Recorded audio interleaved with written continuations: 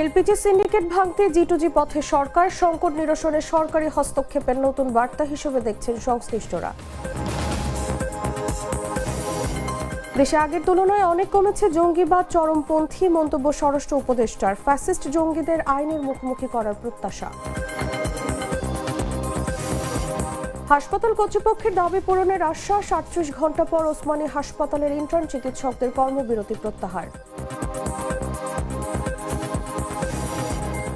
পিরোজপুরে বিএনপিতে যোগ দিলেন জেপির ৬ শতাধিক নেতাকর্মী। লক্ষ্মীপুরে মারামারি, জামায়াত বিএনপির পাল্টাপাল্টি মামলা। এবং ভোলার মেঘনায় ডাকাত আতঙ্ক, মুক্তিপণ হামলার ভয়ে নদী ছাড়ছেন জেলেরা। নোয়াখালীতে ডাকাতি মামলার আসামিকে পিটিয়ে হত্যার পর মিষ্টি বিতরণ।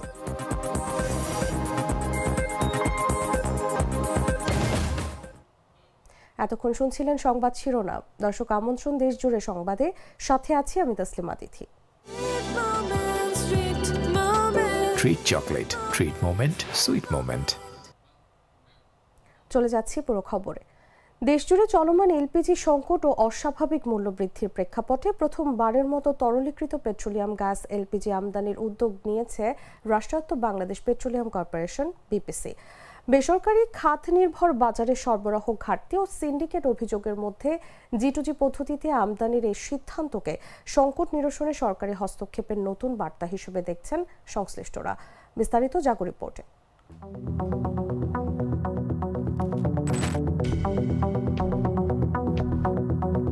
দেশজুড়ে চলমান এলপিজি সংকট মোকাবেলায় প্রথমবারের মতো তরলীকৃত পেট্রোলিয়াম গ্যাস এলপিজি আমদানির আগ্রহ দেখিয়েছে রাষ্ট্রায়ত্ত Bangladesh petroleum corporation BPC. Petroleum তরল জ্বালানি আমদানি, পরিশোধন ও বাজারজাতের দায়িত্বে থাকা প্রতিষ্ঠানটি সরাসরি জি2জি পদ্ধতিতে এলপিজি আমদানি করে বেসরকারি বটলারদের মাধ্যমে বাজারে সরবরাহের পরিকল্পনা করছে। এ লক্ষ্যে জ্বালানি ও খনিজ সম্পদ বিভাগে অনুমতি চেয়ে চিঠিও পাঠিয়েছে বিপিসি। বর্তমানে দেশে এলপিজি আমদানি ও সরবরাহ পুরোপুরি বেসরকারি খাত নির্ভর। বিপিসি নিজস্ব এলপিজি জেটি, পাইপলাইন কিংবা স্টোরেজ সুবিধা না থাকায় সংকটের সময় সরকারের হস্তক্ষেপ সীমিত হয়ে পড়ে। বিপিসি বলছে, ইস্টার্ন রিফাইনারিতে উপজাত হিসেবে উৎপাদিত এলপিজি দিয়ে দেশের মোট চাহিদার মাত্র ১.৩% পূরণ হয়। ফলে বাজার স্থিতিশীল রাখতে সরাসরি আমদানির বিকল্প খোলা প্রয়োজন। ব্যবসায়ীরা বিপিসির উদ্যোগকে স্বাগত জানালেও এটিকে স্থায়ী সমাধান নয় বলে মনে করছেন। তাদের মতে, যুক্তরাষ্ট্রের নিষেধাজ্ঞায় ইরান থেকে এলপিজি পরিবহন ব্যাহত হওয়া, এলসি জটিলতা এবং শীতকালে চাহিদা বৃদ্ধির কারণে সংকট তীব্র হয়েছে। এই সুযোগে কিছু ডিলার ডিস্ট্রিবিউটর সিন্ডিকেট করে নির্ধারিত দামের চেয়ে ৫০০ থেকে ১০০০ টাকা বেশি আদায় করছে বলে অভিযোগ রয়েছে। এদিকে অটোগ্যাস পাম্পের সরবরাহ কমে যাওয়ায় ভোগান্তিতে পড়েছেন যানবাহন ব্যবহারকারীরা। বিইআরসি জানায়, বিপিসি সংশোধিত আবেদন করলে এলপিজি আমদানির লাইসেন্স অন্তর্ভুক্ত করা সম্ভব। তবে সংশ্লিষ্টরা বলছেন, অবকাঠামো ঘাটতি ও বাজার বাস্তবতায় বিপিসির এই উদ্যোগ কতটা কার্যকর হবে তা নির্ভর করবে দ্রুত সিদ্ধান্ত ও মূল্য প্রতিযোগিতার উপর। নিউজ ডেস্ক, জাগো নিউজ। আগের তুলনায় জঙ্গিবাদ ও চরমপন্থী অনেক কমেছে বলে মন্তব্য করেছেন স্বরাষ্ট্র উপদেষ্টা লেফটেন্যান্ট জেনারেল অবসরপ্রাপ্ত জাহাঙ্গীর আলম চৌধুরী। বলেন, জঙ্গিবাদ এখন না থাকলেও কিছু ফ্যাসিস্ট জঙ্গি রয়েছে, তারা অন্যান্য দেশে অবস্থান করছে। ফেরত এনে তাদের আইনের মুখোমুখি করতে হবে। রোববার সকালে রাজশাহী সারদা পুলিশ একাডেমিতে সহকারী পুলিশ সুপারদের সমাপনী কুচকাওয়াজ অনুষ্ঠান শেষে সাংবাদিকদের এক প্রশ্নের জবাবে তিনি এসব কথা বলেন। এ সময় স্বরাষ্ট্র উপদেষ্টা আরও বলেন, পুলিশের লুট হওয়া যেসব অস্ত্র এখনো উদ্ধার হয়নি সেগুলো নির্বাচনের সময় ব্যবহার করতে দেয়া হবে না। জঙ্গিবাদ এবং চরমপন্থী আগের থেকে অনেক কম। জঙ্গিবাদ এখন নাই বললেই চলে। হ্যাঁ, কিছু ফ্যাসিস্ট জঙ্গি রয়ে গেছে যারা অন্যান্য দেশে গিয়ে আশ্রয় নিছে। যারা জঙ্গি অন্যান্য দেশে গিয়ে আশ্রয় নিছে, এই জঙ্গিগুলিরে আমরা অন্যান্য দেশে যারা আশ্রয় নিছে তাদের যেন আমরা খুব তাড়াতাড়ি নিয়ে আসতে পারি এই দেশে এবং আইনের আওতায় আনতে পারি, এই আমরা ব্যবস্থা করতেছি। ৮ দফা দাবি মেনে নেওয়ায় প্রায় ৩৮ ঘণ্টা পর কর্মবিরতি প্রত্যাহার করেছে Sylhet MAG Osmani medical college হাসপাতালের ইন্টার্ন চিকিৎসকরা। তবে ৮ দফা দাবির মধ্যে প্রতিটি ওয়ার্ডে আনসার সদস্য মোতায়েনের বিষয়টি বাস্তবায়ন দেখে সোমবার সকাল থেকে কাজে যোগ দেওয়ার কথা জানিয়েছেন তারা। রোববার দুপুরে হাসপাতাল কর্তৃপক্ষের সঙ্গে বৈঠকে দাবি পূরণের আশ্বাস পাওয়ায় কর্মবিরতি প্রত্যাহারের ঘোষণা দেন ইন্টার্ন চিকিৎসকরা। এর আগে ইন্টার্ন চিকিৎসকদের নিয়ে ফের বৈঠকে বসেন পরিচালক ব্রিগেডিয়ার জেনারেল ওমর রাশেদ মনির সহ হাসপাতালের ঊর্ধ্বতন কর্মকর্তারা।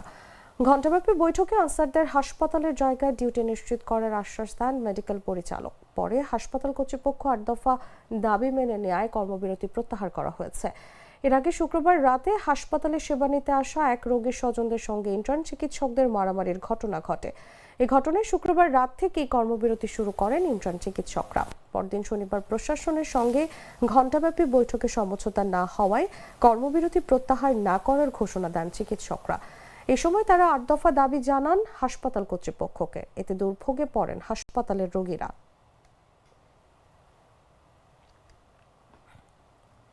পিরোজপুরের ভান্ডারিয়ায় আনোয়ার হোসেন মঞ্জুর দল জাতীয় পার্টির উপজেলার সাধারণ সম্পাদক, সাংগঠনিক সম্পাদক সহ ৬ শতাধিক নেতাকর্মী বিএনপিতে যোগ দিয়েছেন।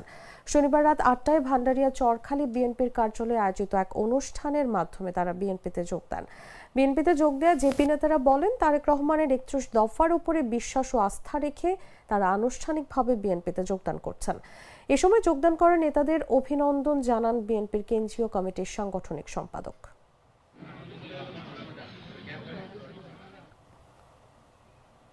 লক্ষ্মীপুরে জামায়াত বিএনপির নেতা কর্মীদের মধ্যে মারামারির ঘটনায় পাল্টাপাল্টি মামলা হয়েছে।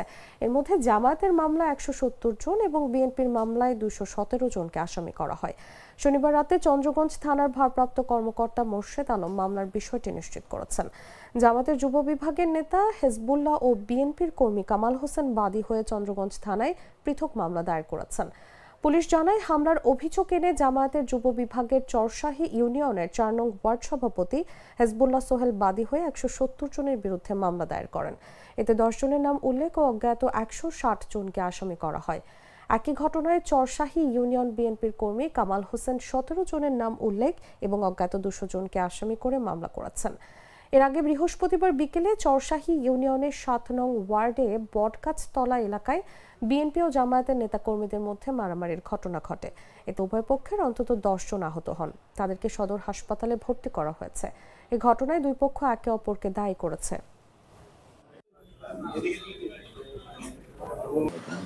সমাধানের পথে যেতে হবে। ইতিমধ্যে যারা বক্তব্য রেখেছেন, হয়তোবা আমরা যার যার অবস্থানগত ব্যাখ্যাটাও করেছি, আবার সমাধানের কথাও বলেছি। কিন্তু আমি এই মুহূর্তে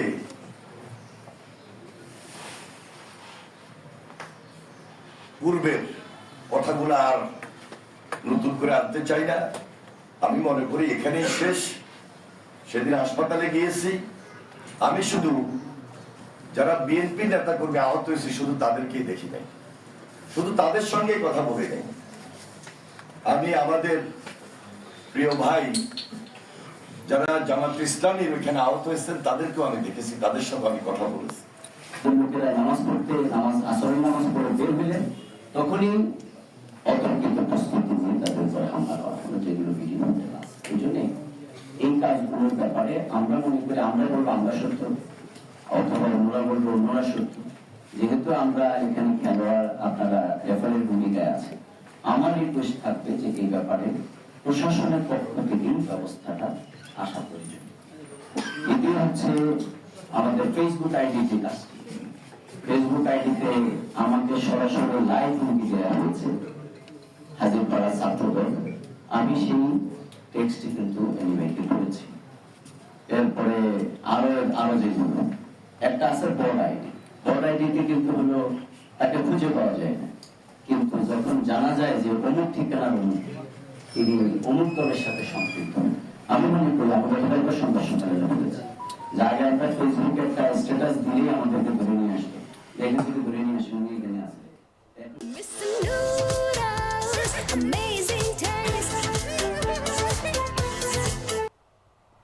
ভোলার বোরহানউদ্দিনে মেঘনা নদীতে বেড়েছে সশস্ত্র ডাকাত দলের উপদ্রব। এতে উপকূলীয় প্রায় 40,000 জেলের জীবন জীবিকা চরম হুমকির মুখে পড়েছে।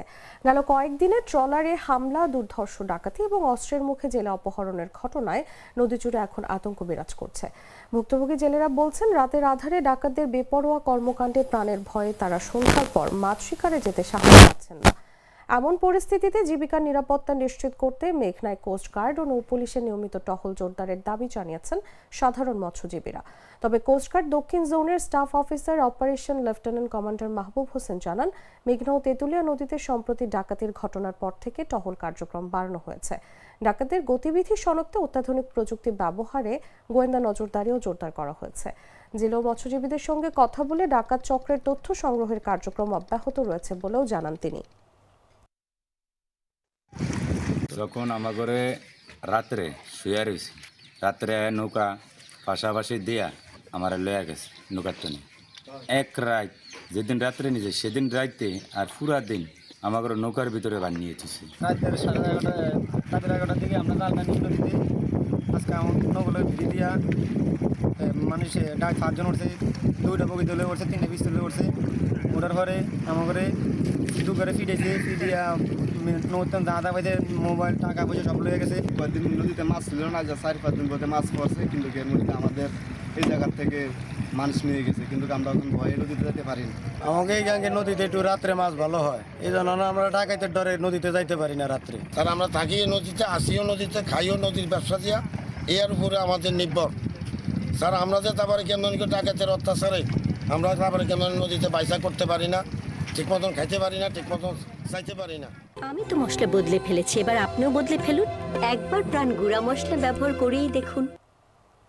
নোয়াখালীর কবিরহাটে মিজানুর রহমান রনি নামের এক যুবককে পিটিয়ে হত্যার ঘটনা ঘটেছে। পরে নিহতকে ডাকাত আখ্যা দিয়ে স্থানীয় বাজারে মিষ্টি বিতরণ করেছে একদল যুবক। শনিবার রাত 10টার দিকে নরোত্তমপুর ইউনিয়নের 2 নম্বর ওয়ার্ডের কালীরহাট বাজার সংলগ্ন কাজীবাড়ির সামনের সড়কে এই ঘটনা ঘটে। পরে কালীরহাট বাজারে মিষ্টি বিতরণ করা হয়। পুলিশ ও স্থানীয় সূত্র জানায়, মিজানুর রহমানের বিরুদ্ধে ডাকাতি, চুর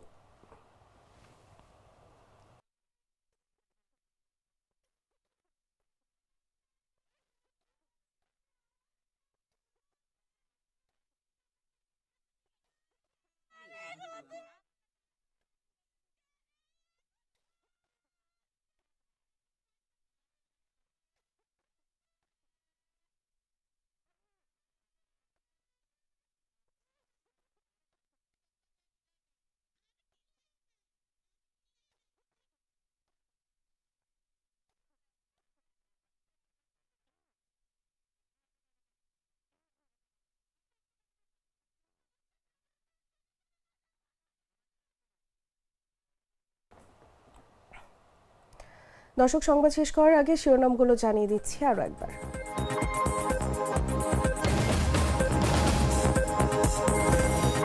এলপিজি সিন্ডিকেট ভাঙতে জিটুজি পথে সরকার, সংকট নিরসনে সরকারি হস্তক্ষেপের নতুন বার্তা হিসেবে দেখছেন সংশ্লিষ্টরা। দেশে আগের তুলনায় অনেক কমেছে জঙ্গিবাদ, চরমপন্থী মন্তব্য স্বরাষ্ট্র উপদেষ্টার। ফ্যাসিস্ট জঙ্গিদের আইনের মুখোমুখি করার প্রত্যাশা। হাসপাতাল কর্তৃপক্ষের দাবি পূরণের আশ্বাস, 38 ঘন্টা পর ওসমানী হাসপাতালের ইন্টার্ন চিকিৎসকদের কর্মবিরতি প্রত্যাহার। পিরোজপুরে বিএনপিতে যোগ দিলেন জেপির 6 শতাধিক নেতাকর্মী। লক্ষ্মীপুরে মারামারি, জামায়াত বিএনপির পাল্টাপাল্টি মামলা। এবং ভোলার মেঘনায় ডাকাত আতঙ্ক, মুক্তিপণ হামলার ভয়ে নদী ছাড়ছেন জেলেরা। নোয়াখালীতে ডাকাতি মামলার আসামিকে পিটিয়ে হত্যার পর মিষ্টি বিতরণ।